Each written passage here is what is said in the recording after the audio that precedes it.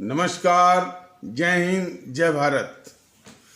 भारतीय अवाम ताकत दल अपने भारतीय भाई बहनों अर्थात अपने देश भारत की जनता अर्थात अपनी भारतीय अवाम से भारतीयता आधारित आपसी श्रद्धा, भारतीयता आधारित आपसी स्नेह, भारतीयता आधारित आपसी प्रेम, भारतीयता आधारित आपसी अखलाक मोहब्बत, भारतीयता आधारित आपसी सहयोग, भारतीयता आधारित आपसी सम्मान, भारतीयता आधारित आपसी एकता, भारतीयता आधारित आपसी भाईचारा तथा भारतीयता आधारित आपसी सद्भाव को समझने व उसे आत्मसात करके वैसा ही आचरण एवं व्यवहार करने हेतु और इसके पूरे देश में प्रचार प्रसार करने हेतु और इसकी अहमियत और महत्व को प्रत्येक देशवासी को समझाकर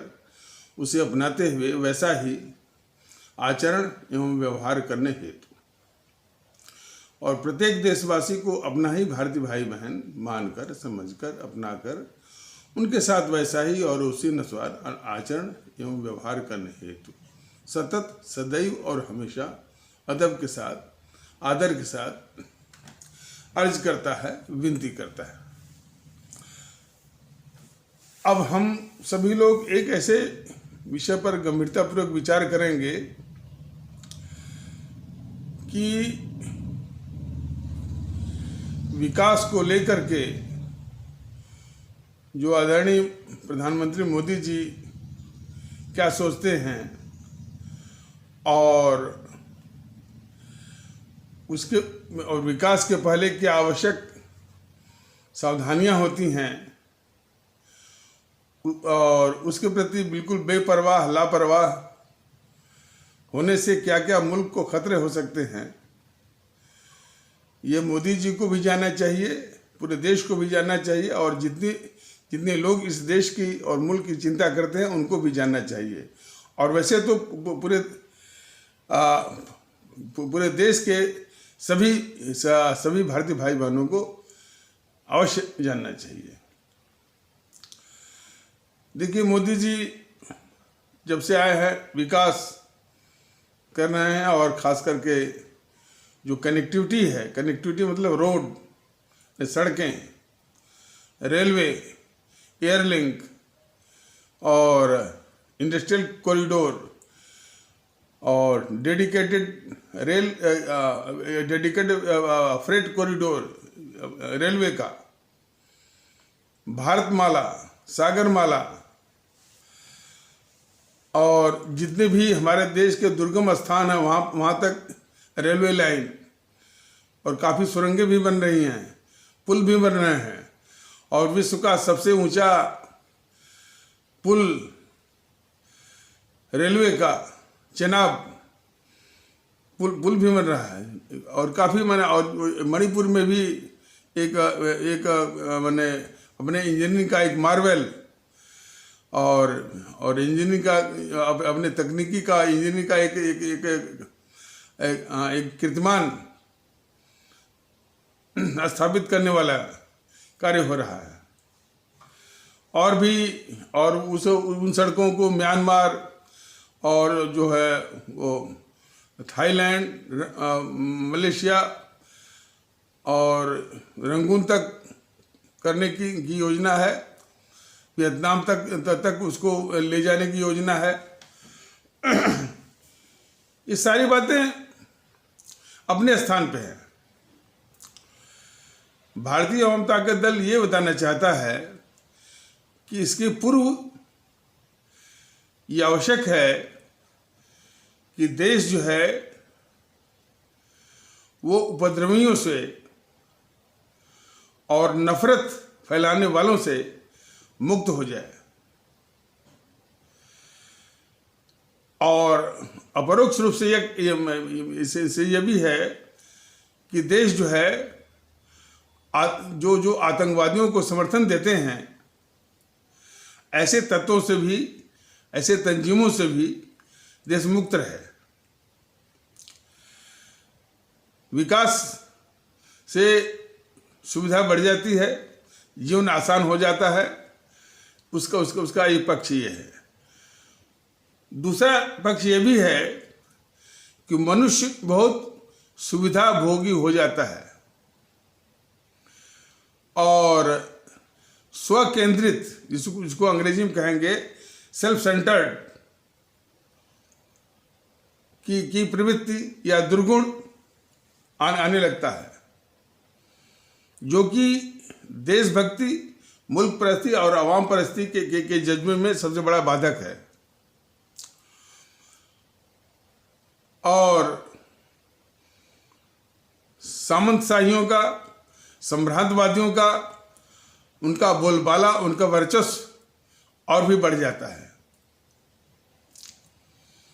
और यदि देश से उपद्रवियों का, नफरत फैलाने वालों का, आतंकवादियों को प्रश्रय और समर्थन देने वालों का यदि उनकी मौजूदगी रहे और उनका सफाया न हो, तो खतरा इस बात का बढ़ जाता है कि उनकी बार्गेनिंग पावर बढ़ जाती है। कहने का मतलब कि यदि इसमें तो वो जनहानि कर रहे हैं, लोगों को मार रहे हैं, और तब वो बिल्कुल जो आपकी बुलेट ट्रेन है और उसका ट्रैक है, इंडस्ट्रियल कॉरिडोर है, उसको तबाह करने की जब धमकी देंगे, तब आप मानसिक रूप से उनके दबाव में आने को ज़्यादा मजबूर हो जाएंगे। इसका सीधा साधा उदाहरण द्वितीय विश्व युद्ध में जब ये जर्मनी फ्रांस पर आक्रमण करने जा रहा था, और पेरिस इतना खूबसूरत शहर है, जब उस पर जो है वो यानी गोले और तो बरसाने की बात कर रहा था, फ्रांस के लोगों ने तुरंत आत्मसमर्पण कर दिया जर्मनी के आगे, सिर्फ इसलिए कि भाई हमारे पेरिस को तुम बर्बाद मत करो।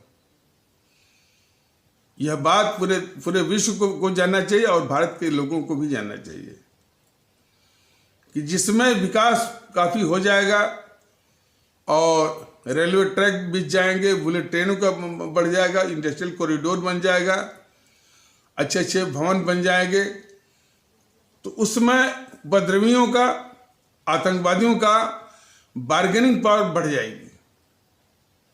वो आपको मानसिक रूप से तुरंत मजबूर भी कर देंगे और अपनी बात मनवाने के लिए वो घुटनों पर आपको बड़े आसानी से ला सकते हैं। तो ये खतरा जो है बहुत बड़ा है। इसलिए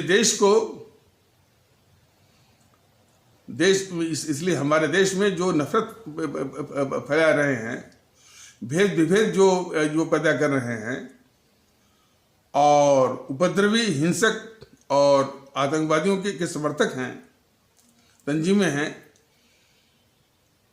उनका अंत, उनका सफाया और उनका नाश विनाश होना अनिवार्य है।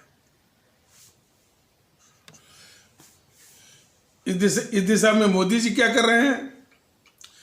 मोदी जी ने सेना लगा दिया है जम्मू कश्मीर में, वो आतंकवादियों को खोज करके मार रही है, सेना कर रही है। सीमा पर भी वो चीन का जवाब दे रही है, सीमा पर भी जो पाकिस्तानी सेना का जवाब दे रही है। तो सेना तो हमेशा से अपना काम करती आई है और अभी भी कर रही है।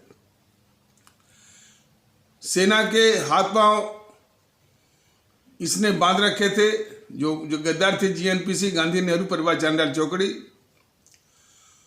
चूंकि अपनी सेना के हाथ पांव बांध करके और दुश्मन देशों के हौसले बढ़ाई थी, चाहे वो चीन हो चाहे पाकिस्तान हो।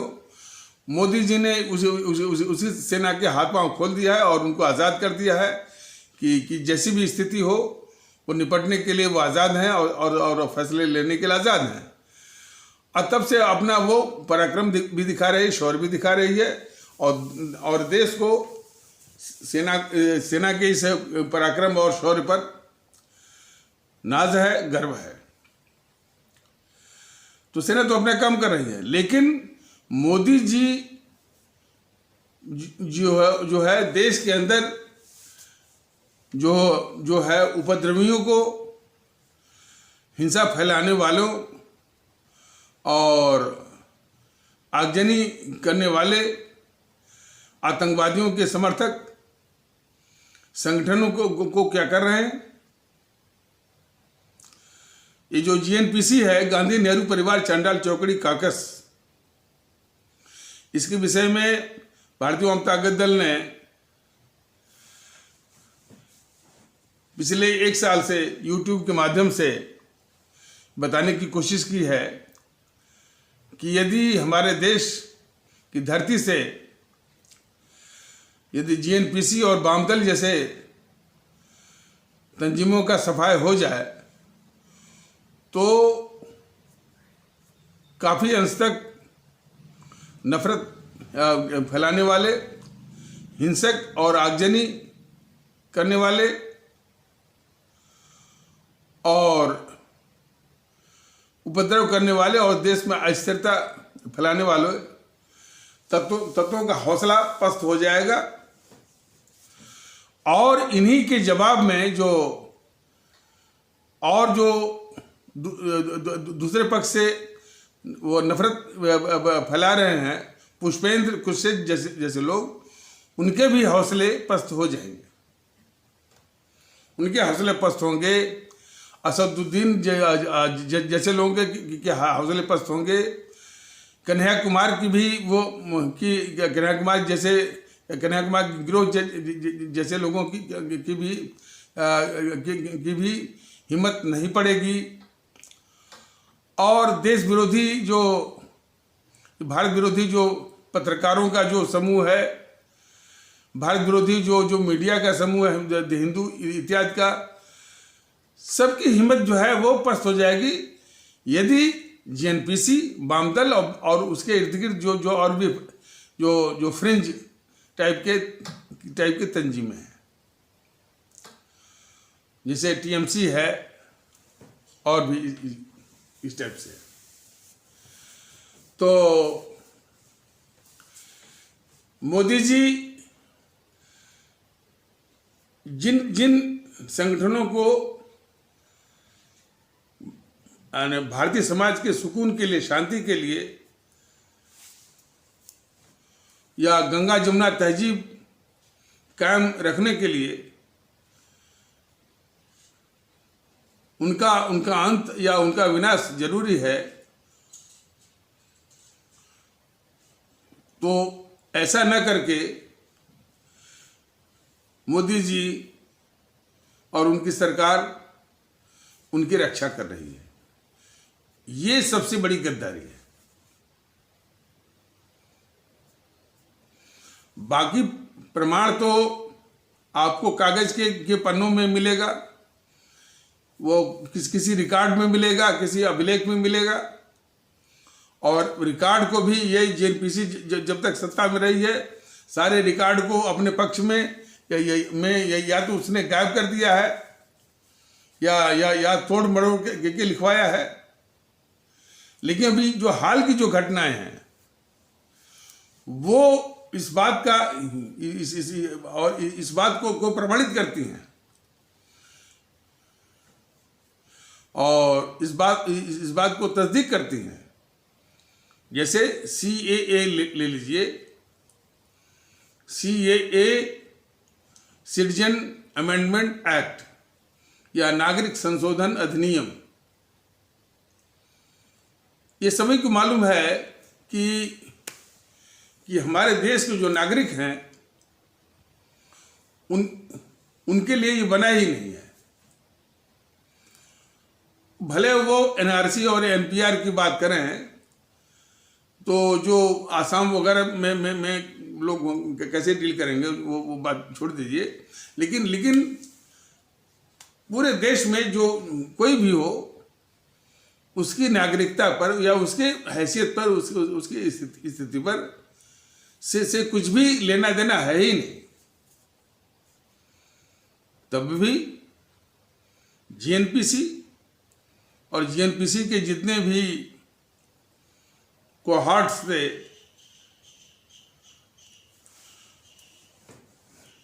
जितने भी उसके एजेंट थे, उन लोगों ने इस पर काफ़ी भ्रम फैलाया और शिकार बनाया, विशेष करके हमारे इस्लाम आस्था वाले भारतीय भाई बहनों के पूरे समाज पर को शिकार बनाने की कोशिश तो जरूर की, लेकिन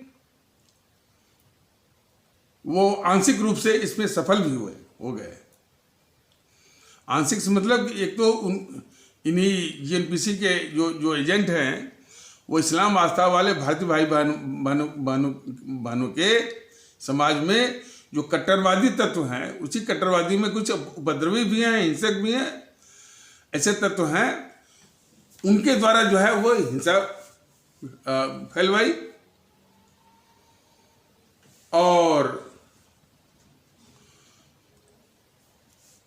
और इस सोनिया गांधी ने रामलीला मैदान से सीधे पूरे अपने इस्लाम आस्था वाले भारतीय भाई बहनों के समाज को सीधे तौर पर उसने भड़काया और बगैर किसी डर के, बगैर किसी खौफ के वो कह रही थी कि इस समय ये समय घरों में बैठने का नहीं है, जो घरों में बैठे रहेंगे वो कायर कहलाएंगे, घरों से बाहर निकलो, सड़कों पे आओ, आंदोलन करो। और इनडायरेक्टली या अपरोक्ष रूप से इशारा था कि क्या करके हिंसा फैलाओ, आगजनी फैलाओ, तोड़फोड़ करो, यह आह्वान था। अब ये सवाल उठता है कि जिस सोनिया गांधी ने ऐसा किया, मोदी जी ने जो उस सोनिया गांधी के खिलाफ क्या किया, सवाल यही सबसे बड़ा है। और ऐसा ही भड़काऊ बात राहुल ने भी किया, प्रियंका ने भी किया। तो इतने खतरनाक जो ये तत्व हैं, उनके खिलाफ ये मोदी जी जो कि वो राष्ट्रवाद का अपने को बहुत वो सिरमौर मानते हैं, बीजेपी वाले उनको सबसे बड़े वो राष्ट्रवादी के रूप में पेश करते हैं। तो इतने खतरनाक जो कि हमारे भारतीय समाज के लिए भी और इस भारत मुल्क के लिए भी, उनके खिलाफ मोदी जी ने क्या किया। भारतीय अवाम ताकत दल यूट्यूब के माध्यम से बराबर कहता रहा कि कम से कम इन तीनों का साइको टेस्ट, पॉलीग्राफ टेस्ट और नार्को टेस्ट करवा करके, यानी ये तीनों टेस्ट होने से पता चल जाएगा कि इन सबों के मन में मंसूबे क्या हैं, इनकी मंशा क्या है। और वो मंसूबे, मंशा जो है पूरे देश के सामने लाने की जरूरत थी मोदी जी के द्वारा। तो मोदी जी ने ऐसा कुछ नहीं किया।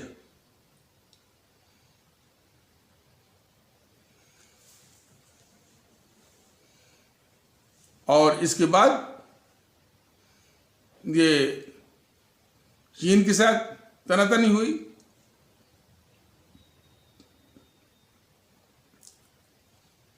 उसमें भी राहुल के, सोनिया के जितने भी वक्तव्य आए, वो जो चीन का जो प्रोपेगेंडा मशीन है ग्लोबल टाइम्स,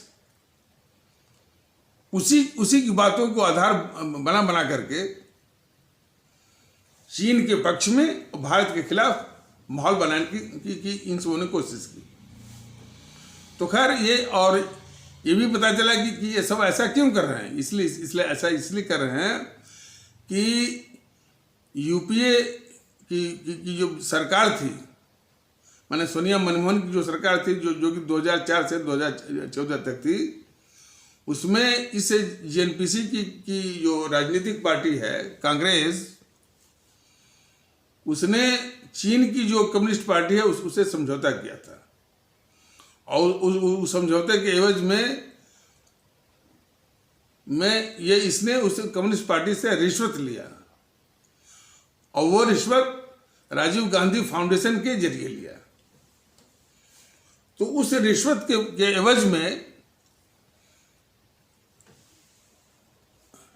में जिसमें भारत और चीन के बीच में अभी हाल में युद्ध जैसी स्थिति, तनातनी जैसी स्थिति बनी हुई थी, उसमें चीन के ही पक्ष में भारत के खिलाफ ये माहौल बना रहे थे सब।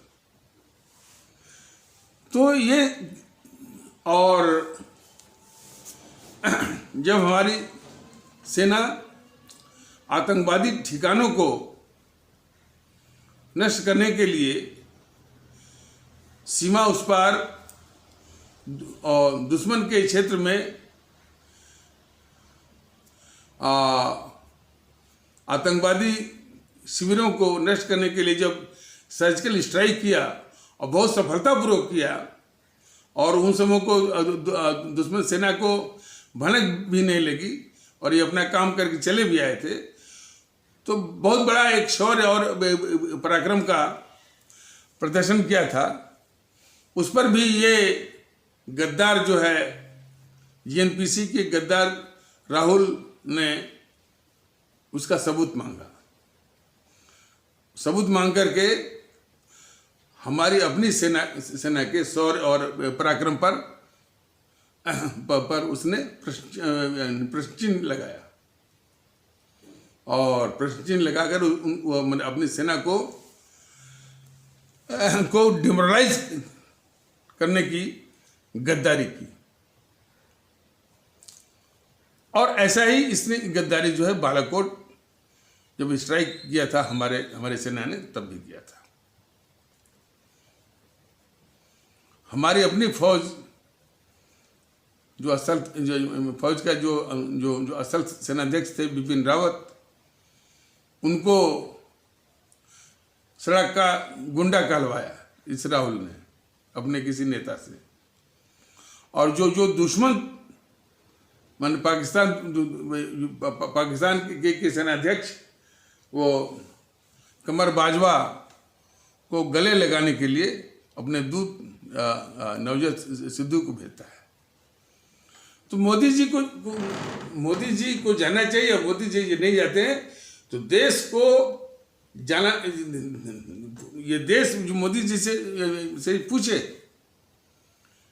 कि आखिर अब मोदी जी के नज़रों में ये जेएनपीसी और जेएनपीसी का राहुल, सोनिया और प्रियंका जो है गद्दार हैं कि नहीं है,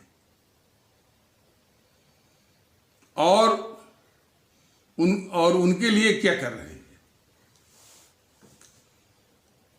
तो अब तक जो देखा गया, इनका विधिवत इलाज करने के बजाय उल्टे इनके आरोप झेलते हैं मोदी जी, बीजेपी वाले भी। और वो आरोप इसलिए ये लोग स्वीकारते हैं, झेलते हैं, ताकि जनता के सामने ये संदेश जाए, या जनता ये समझे कि भाई जो वो कह रहे हैं वो सही है, बीजेपी और मोदी जी जो कह रहे हैं वो गलत है। और ये सब जो है, जो आरएसएस के इशारे पर मोदी जी या बीजेपी वाले कर रहे हैं। और भारतीय जनता दल ने ये भी बताया हुआ है कि आरएसएस और जेएनपीसी मतलब गांधी नेहरू परिवार चांडाल चौकड़ी काकस, जिसको कि आप सभी लोग भ्रम से या भूल से या गलतीवश कांग्रेस कहते हैं, वो कांग्रेस नहीं है, वो कांग्रेस है ही नहीं। वह तो एक पारिवारिक कुनबा, फैमिली कोटेरी है, जो उस संगठन पर गेंडुली मार करके बैठी हुई है और उसको जकड़ी हुई है और उसको अपने निहित स्वार्थ के हिसाब से चलाती है, घुमाती है, संचालित करती है और इस्तेमाल करती है। और इसीलिए इसी जीएनपीसी के गांधी नेहरू परिवार चांडाल चौकड़ी कागज के ही अंडे बच्चे ही उसके मुखिया बनते हैं। और जब इसको सत्ता भी मिलती है तो इसी जीएनपीसी के अंडे बच्चे ही वो प्रधानमंत्री बनते हैं। ये फितरत है उसे जीएनपीसी का। तो ये कांग्रेस नहीं है। कांग्रेस तो तब थी जबकि जिस समय उसमें पंजाब केसरी लाला लाजपत राय थे, राष्ट्रभक्त शिरोमणि नेताजी सुभाष चंद्र बोस थे, लोकमान्य बाल गंगाधर तिलक थे, एम.ए. अंसारी थे। तो ऐसे ऐसे जो महान राष्ट्रवादी और देशभक्त नेता थे, इस तरह से, तो वो कांग्रेस थी। ये कांग्रेस नहीं है। इसको जो इसका चाल चरित्र चेहरा है उसके अनुसार गांधी नेहरू परिवार चांडाल चौकड़ी कागज ही कहा जाना सर्वथा उचित है। तो ये जो जीएनपीसी का और आरएसएस का एक बहुत ही खतरनाक और आंतरिक गठजोड़ है। ये जो गठजोड़ है हमारे मुल्क भारत की समस्याओं की लगभग 80% से अधिक समस्याओं की जड़ में है ये। और उसी गठजोड़ के और उसके दुष्परिणाम बड़े बड़े खतरनाक हैं। और उन्हीं में से एक है कि ये जीएनपीसी बीजेपी को और या मोदी जी को या उनकी सरकार को इस तरह का निर्देश उसको एक इशारा मिला हुआ है कि जो कुछ भी वो आरोप लगाए ये जीएनपीसी के लोग, तो उसको आप माने इन के प्रकारेण अपरोक्ष रूप से उसको स्वीकारिए, उसका प्रतिकार मत कीजिए, ताकि उन आरोपों से ये जीएनपीसी धुलती रहे, साफ दिखती रहे। उदाहरण के लिए, देश को किसने बांटा? नेहरू ने बांटा। लेकिन बांटने वाला नेहरू, लेकिन वो जीएनपीसी जो है इस जनसंघ को या बीजेपी को वो कहती है कि देश को बांटने वाली है। और फिर उस जीएनपीसी के आरोप को ये जनसंघ रही तब भी और बीजेपी उसको स्वीकारती है। सबसे बड़ी घोर सांप्रदायिक जीएनपीसी है। और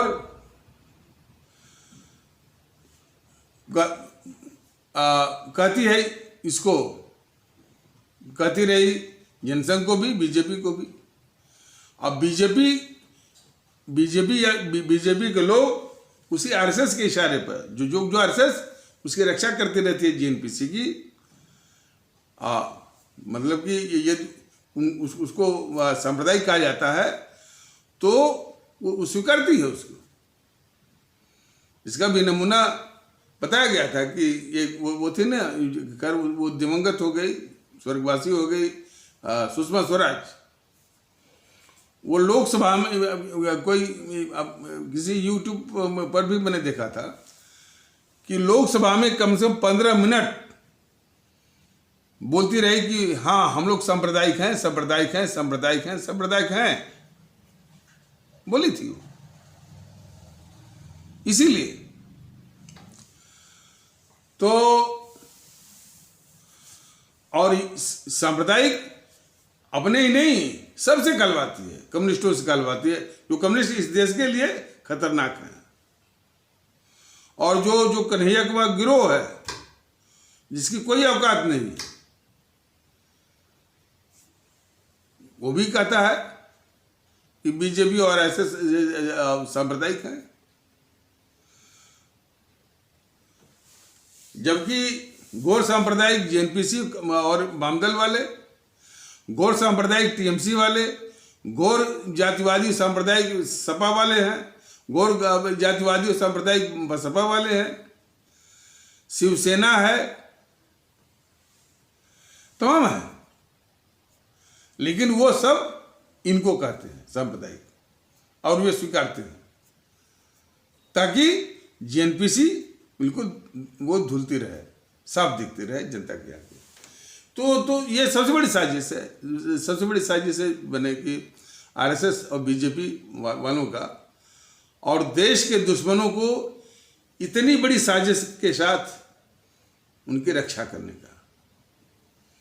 तो फिर इसे हकीकत की पृष्ठभूमि में जरा देखिए कि मोदी जी अपने शासनकाल में यानी भारत विरोधी और भारत के खतरनाक शत्रुओं को जिस तरह से जो पाल रहे हैं, उनकी रक्षा कर रहे हैं, उनके पापों को धुल रहे हैं, उस स्थिति में जो विकास का वो काम कर रहे हैं, तमाम सड़कें और एक्सप्रेसवे, हाईवे और तमाम इकोनॉमिक कॉरिडोर, इंडस्ट्रियल कॉरिडोर और डेडिकेटेड फ्रेट कॉरिडोर तमाम जो बन रहा है, उससे देश में आतंकवादियों का, उपद्रवियों का, हिंसा फैलाने का उनकी बार्गेनिंग पावर बढ़ जाएगी और ये मुल्क के लिए बहुत ही खतरा है। यह चीज मोदी जी को भी समझना चाहिए। इसलिए विकास और कनेक्टिविटी तो खैर जरूरी है, आर्थिक मजबूती भी जरूरी है, लेकिन वो आर्थिक मजबूती, कनेक्टिविटी और जो है वो तभी काम में आएगी जबकि देश में देशभक्ति हो, मन हर एक देशवासी में देशभक्ति हो, मुल्क परस्ती हो, भारतीयता आधारित एकता हो, सद्भाव हो, भाईचारा हो और देश जो है इन नफरत फैलाने वालों, हिंसा करने वालों, आतंकवाद को प्रश्रय और समर्थन देने वालों से आज़ाद हो जाए, मुक्त हो जाए, निजात पा जाए। और भारतीय जनता दल ने स्पष्ट कहा है कि जब तक ये जेएनपीसी, वामदल, टीएमसी, उद्धव की शिवसेना ऐसे संगठन रहेंगे, देश में अतिवादियों का, कट्टरवादियों का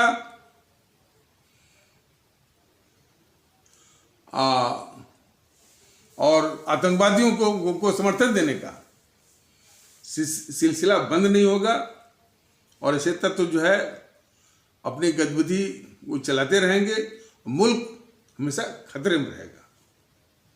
तो ऐसी स्थिति में वो विकास भी काम में नहीं आएगा।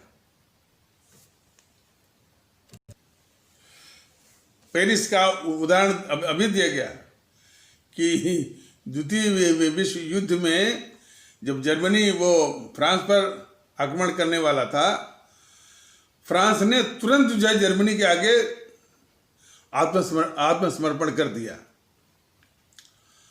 क्यों? कि हमारे पेरिस को तबाह मत करिए।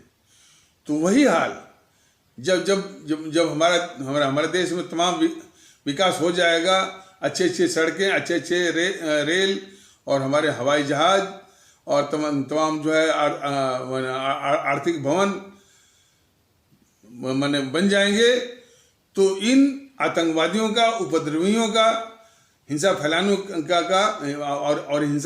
और हिंसा फैलाने वालों का, उनकी जो बार्गेनिंग पावर है, जो सौदेबाजी की जो ताकत है और बढ़ जाएगी, और बढ़ने से एक मानसिक रूप से हमको आपको मजबूर करने का उनका जो पेडेस्टल है वो बढ़ जाएगा।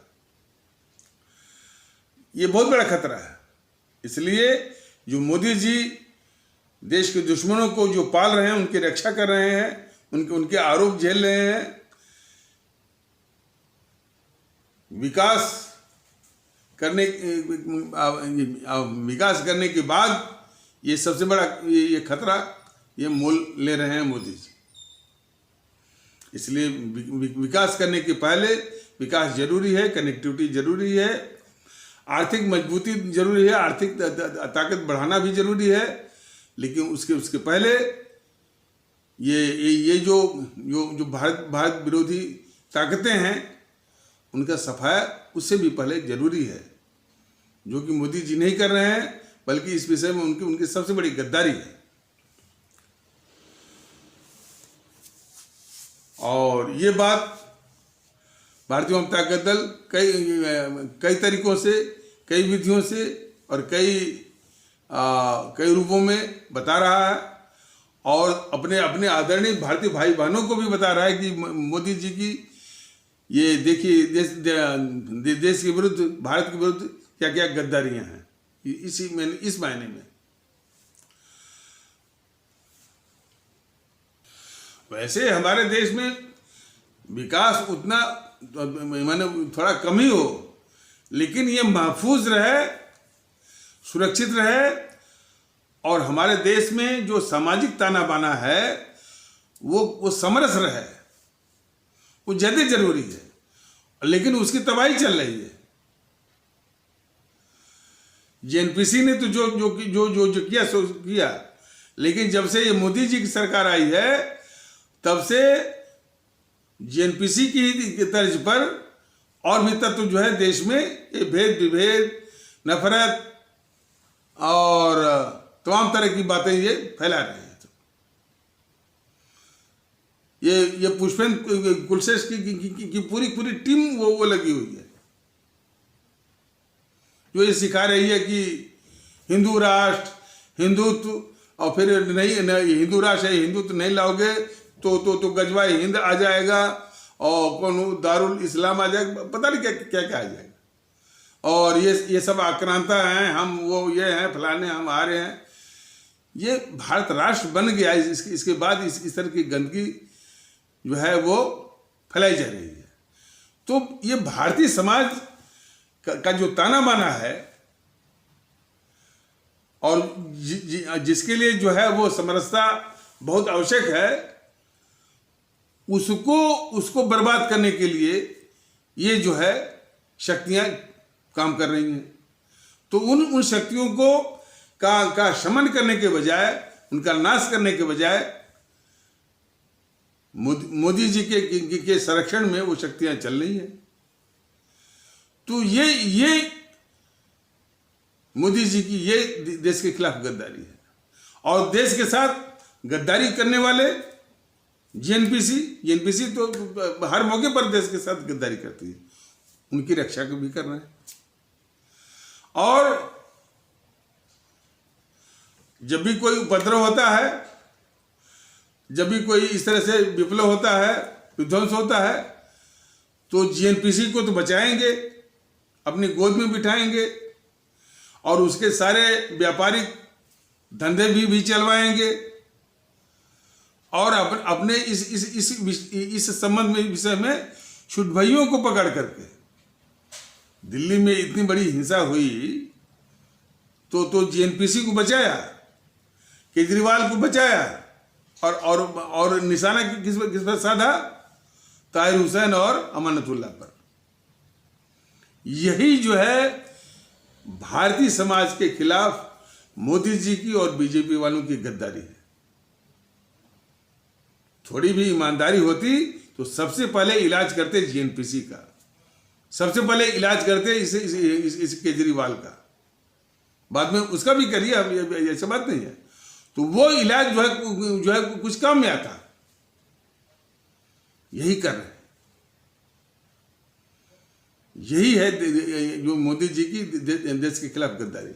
जेएनपीसी को बचाना, कम्युनिस्टों को बचाना, केजरीवाल को बचाना, और सिर्फ ताहिर हुसैन और जो है वो अमानतुल्लाह जैसे लोगों को दिखा करके पूरे माहौल को जो है यानी पूरा आकुपाई करा देना। तो ये बहुत ही खतरनाक खेल है। तो यदि इस हकीकत के पृष्ठभूमि में ये विकास जो है वो कितनी खतरनाक मोड़ पे आ जाएगा, यही बात भारतीय जनता का दल बताने की कोशिश कर रहा है कि विकास के पहले इसका इंतजाम होना चाहिए, वरना विकास होने के बाद देश में आतंकवादियों का, उपद्रवियों का, हिंसक तत्वों की सौदेबाजी की ताकत बहुत बढ़ जाएगी, और हमको आपको जो है हर मौके पर वो मजबूर जो है मानसिक रूप से मजबूर करने में काफ़ी उनका जो पेटेस्टल पावर है या बार्गेनिंग पावर है उनकी बढ़ती जाएगी, और ये मुल्क के लिए बहुत ही खतरा है। तो इस विषय पर बड़ी गंभीरता से सोचने की आवश्यकता है, और हमारे भारतीय भाई बहनों को इस नज़रिए से देखने की आवश्यकता है, और इनके भावनात्मक अपील में नहीं बजाना है कि दीपोत्सव पर 1000 दीपक जला दिए प्रभु राम के मंदिर में। प्रभु राम का तो ये आदेश है कि भाई अपने मुल्क की खिदमत करो, अपने अवाम की खिदमत करो। हमारे यहाँ दीपक जलाओ चाहे मत जलाओ। तो अब अपने देश में तो भेद विभेद नफरत के लिए एक सेना वो लगा दिया है, और प्रभु राम के यहाँ जो है वो दिखावे के रूप में जो है दीपक जलाए जा रहे हैं। तो यही सब जो ये इनकी गतिविधियां हैं वो भारतीय समाज विरोधी हैं, और भारत मुल्क भी विरोधी हैं। यानी जो अपना देश भारतवर्ष है उसकी भी विरोधी हैं ये सारी गतिविधियां मोदी जी की। तो खैर ये एपिसोड की बात बार बार आती है, कोई बात नहीं है, बातें तो ढेर सारी हैं और एपिसोड में बताया जाएगा। तो इन्हीं आवश्यक अल्फाजों के साथ इस आवश्यक तबसरा या परिचर्चा को यहीं पर विराम दिया जाता है। तब तक के लिए नमस्कार, जय हिंद, जय भारत।